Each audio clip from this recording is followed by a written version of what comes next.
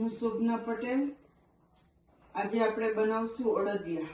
અડદિયા માટે આપણે જોશે લોટ, ઘી, ખાંડ, થાબડી, ડ્રાયફ્રૂટ, અડદિયાનો મસાલો, ગુંદ અને આગળની પ્રોસેસ હું તમને બતાવું। હવે આપણે સૌપ્રથમ અડદના લોટનો ધ્રાવો દેશું અને ત્યાર પછી આગળ આપણે પ્રોસેસ ચાલુ કરશું। મેં ઘી ગરમ મૂક્યું છે એટલે આપણે એને ગરમ ઘીથી આનો ધ્રાવો દેશું। એટલે અમે લઈ લીધું છે મોટું વાસણ, એની અંદર આપણે નાખશું લોટ। લોટ છે આ 500 ગ્રામ, 450 ગ્રામ જેટલી ખાંડ છે અને 300 ગ્રામ જેટલું ઘી છે। ઘી જોશે એ પ્રમાણે આપણે લેશું, વધારે જોશે તો આપણે ઉમેરશું। ખાંડામાં ઘણી 500 ની સામે 500 પણ નાખી શકે, પણ આપણે થોડું મોડું કરીએ છીએ એટલે જેને વધારે ગળ્યું ભાવતું હોય એ નાખી શકે। ને વિન્ટરમાં બધાના ઘરે અડદિયા બનતા જ હોય છે, તો કોણે કોણે બનાવ્યા, કોણે ખાધા, અને મારી રેસીપી તમે ટ્રાય કરજો ને આ રીતના તમને કેવા લાગ્યા એ લાઈક કરજો, શેર કરજો અને સબસ્ક્રાઈબ કરજો। હવે જો આપણું ઘી ગરમ થઈ ગયું છે તો આપણે પેલા ઘી નાખશું। એકદમ ગરમ થવા દેવાનું એટલે એકદમ મસ્તનો ધ્રાવો દેવાય છે। હવે એની અંદર આપણે નાખશું ગરમ દૂધ। એ ગરમ કરેલું જ છે એટલે બંને વસ્તુ ગરમ કરીને ત્યાર પછી જ આપણે એનો ધ્રાવો દેશું અને બધા જ લોટમાં સરસ મજાનું દૂધ અને ઘી મિક્સ થઈ જાય એવી રીતે આપણે કરવાનું, એટલે બહુ જ સરસ બને છે। હવે આપણે એને સરસ હાથથી મિક્સ કરીને ધ્રાવો દેશું।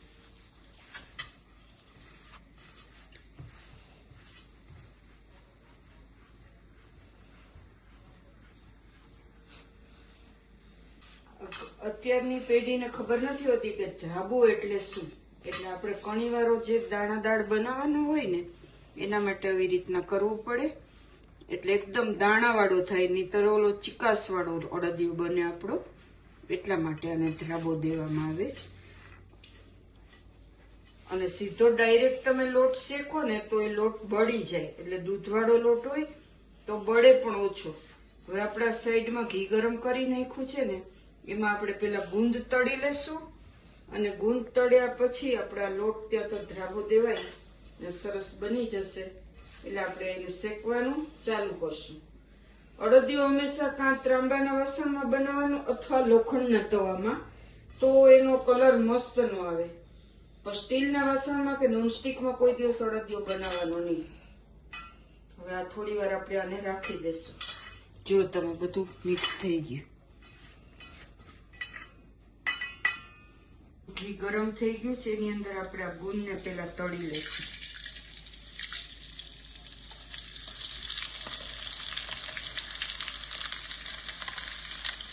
થઈ જવો જોઈએ આપણો ગુંદ। તળેલો ગુંદ આપણે સાઈડમાં કાઢી લઈશું।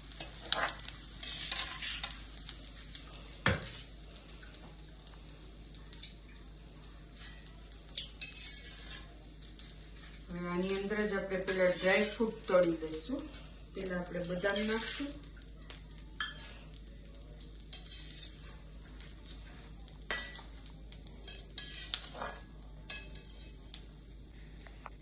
હવે આની અંદર આપણે નાખશું કાજુ।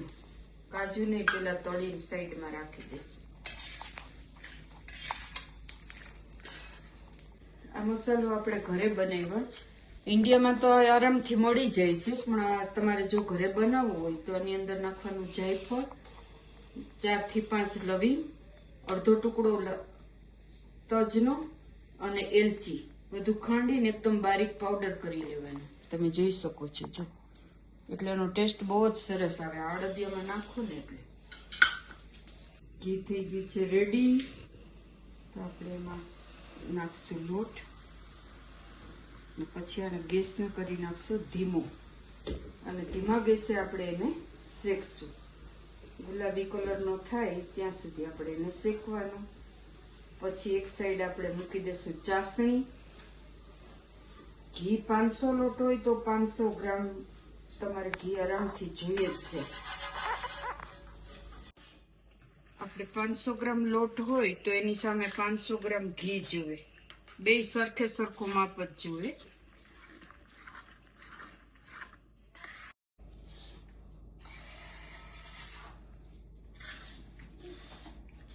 જેવી રીતના આપણે ધીમે તાપે શેકવાનું. આપણે વિન્ટર સિઝનમાં તો ઘણા ઇન્ડિયામાં તો બધા જ ઘરમાં અત્યારે અડદિયા ચાલુ જ જોઈએ. એમાં ઉત્તરાયણ આવતી હોય એટલે તો બધાને મજા પડી જાય. અડદિયા ને ચીક્કી ને મમરાના લાડુ ને ધાબામાં લઈને જાય બધાય.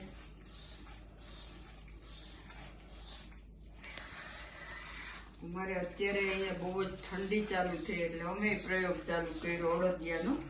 અને અહીંયા માવો મળે નહીં એટલે મેં બનાવી થાબડી. અને થાબડીની કોઈને રેસીપી જોતી હોય તો મને જણાવજો, તો હું તમને નેક્સ્ટ વિડીયોમાં થાબડી બનાવીને શીખવાડીશ. થાબડી એટલે માવો, ઘરે બનાવેલો માવો.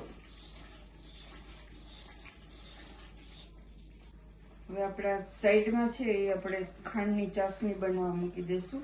એટલે ખાંડ આપણી ડૂબે ને એટલું જ અંદર પાણી નાખવાનું અને ધીમે તાપે ચાલુ કરી દે એટલે એનું ચાલુ થઈ જાય. ખાંડ ડૂબે. જો 750 ગ્રામ 450 ગ્રામ આપણી ખાંડ હતી એટલે એમાં ખાંડ ડૂબે એટલું પાણી નાખવાનું. એટલે આટલું પાણી નાખવાનું, લગભગ એનાથી અડધું જોવે. આપણો અડધા જેવો શેકાઈ ગયો છે. થોડો થોડો જો એનો કલર ચેન્જ થવા માંડ્યો તો હજી આપણે એને વધારે શેકવાનો છે. એકદમ ગોલ્ડન બ્રાઉન જેવો થાય ને ત્યાં સુધી શેકવાનો. એટલે હું પછી આગળ તમને બતાવીશ. અડધો શેકાઈ જાય ને ત્યાર પછી એની અંદર આપણે આ થાબડી બનાવેલી છે ને એ નાખશું ને એને પણ આની સાથે જ શેકશું એટલે બધું મિક્સ સરસ મજાનું થઈ જાય.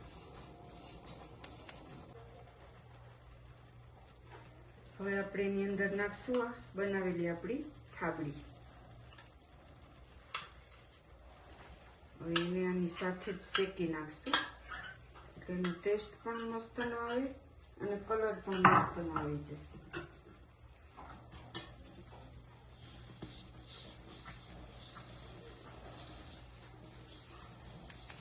હવે આપણું શેકાઈ ગયું છે. જો તમે કલર ચેન્જ થઈ ગયો આખો. હવે આપણે આ ગેસને કરી દઈશું બંધ. એટલે હજી આ ઘી આપણું ગરમ હોય એટલે એ ધીમે ધીમે તાપે હજી આમાં શેકાશે. એટલે આપણે આમ ચમચો ફેરવે રાખવાનો નહીંતર એકદમ નીચેથી લાલ થઈ જાય. હવે આપણું શેકાઈ ગયું છે. તમે જુઓ કલર. હવે આપણે ગેસ કરી દઈશું બંધ અને પછી આમ ચમચો એનો ફેરવવાનો નહીંતર નીચેથી એકદમ લાલ થઈ જાય અને ઉપરનું વ્હાઈટ રહે. એટલે આપણું એકદમ પરફેક્ટ શેકાઈ ગયું છે. ને આ બાજુ આપણી ચાસણી પણ રેડી થઈ ગઈ છે. પણ આપણું શેકેલું બેટર થોડુંક ઠંડુ થાય ને પછી ચાસણી અંદર ઉમેરશું અને આ ડ્રાયફ્રૂટ નાખશું અને ત્યાર પછી હું લાડુ બનાવીને તમને બતાવીશ. રેડી થઈ ગઈ તમે જોઈ શકો છો. આવી થવી જોઈએ. હવે આપણી ચાસણી ઠંડી થઈ જાય એટલે આપણે આમાં કરશું મિક્સ અને પછી આપણે લાડુઓ બનાવી અને હું તમને બતાવું. આવી રીતના ડબલ તાર થવા જોઈએ. મિક્સ કરશું અને પછી એને મિક્સ કરી નાખશું. ત્યાર પછી બધા મસાલા મિક્સ કરશું.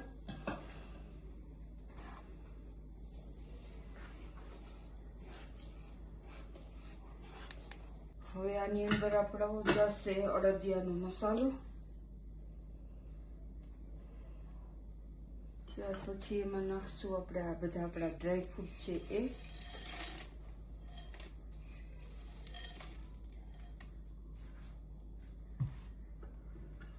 આ બધું હવે આપણે મિક્સ કરી નાખશું. થોડું ઠંડુ થાય ત્યાર પછી આનો લાડવો વળશે એટલે હું તમને લાડુ વાળીને બતાવીશ.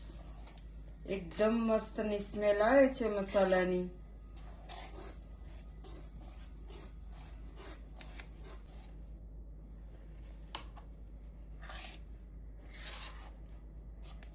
મસ્તનો કલર આવી ગયો. ચાસણી મિક્સ થઈ ગઈ અને હવે આપણે આ ઠંડુ થાય એની રાહ જોવી પડશે કેમ કે આમાં હાથ આપણો જશે નહીં તો લાડુ વળશે નહીં.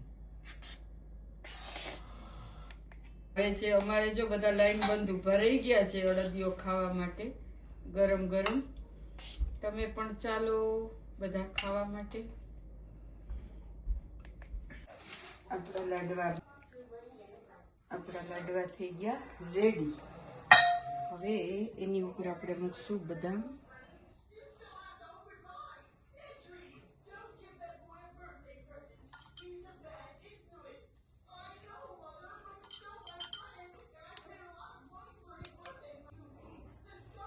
ચલો આપણા અડદિયા થઈ ગયા રેડી. તો ચાલો જમવા માટે. કેવા લાગ્યા? મસ્ત મજાના અડદિયા આપણા બનીને રેડી થઈ ગયા છે. તો ચાલો જમવા. તમે પણ ઘરે બનાવજો.